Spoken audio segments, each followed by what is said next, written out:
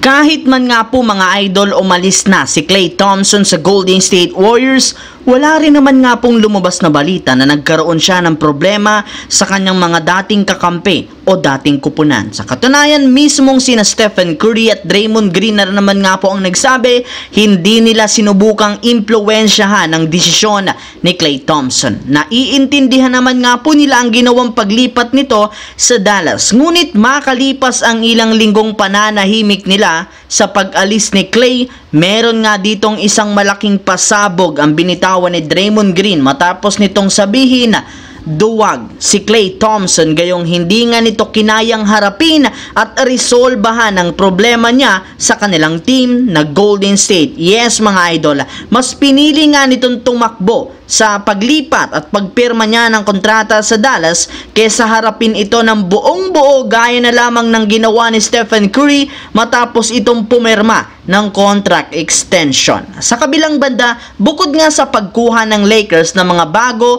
at batang player sa NBA draft, wala nang ibang magandang move ang nagawa nila na siyang rason bakit pinagdududahan nga po ito ng ilang mga analyst. Pero sa kabila niyan, kumbinsido para naman si LeBron James. Ayon nga sa naging pahayag ni LeBron sa isang interview, sinabi nga po niyang napakalaki ng kanyang tiwala sa chemistry ng kasalukuyang lineup kahit wala man sila ditong masyadong ginawang pagbabago. Sapat na rin naman nga po ang pagkuha nila ng mga rookie player gayong alam nga po niya malaki ang maitutulong ng mga ito sa team lalo na si Dalton Keunig.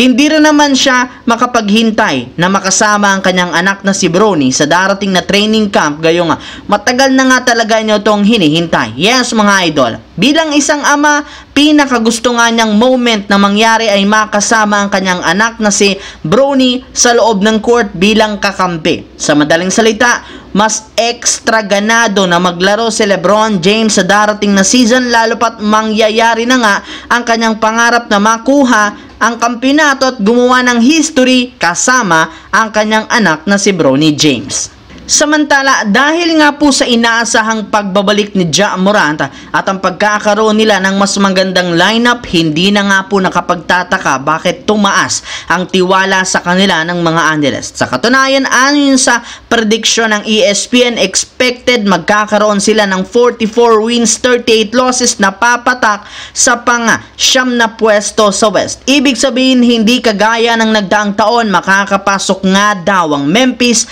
sa play-in tournament. Yes mga idol, magkakaroon sila ng tsansa nga makapasok at makabalik muli sa playoffs. Ngunit matapos magtamo ng injury si Gigi Jackson sa kanyang paa, marami nga po mga fans ng Memphis ang nagsabi hindi nga daw ito magandang pangitain para sa kanila since posibleng simula pa lamang ito ng mas malaking pang problema na kakaharapin ng kanilang team next season. Well, halos lahat ng kanilang mga players last year merong injury at posible nga daw na maulit ito kung hindi sila mag-iingat ng husto.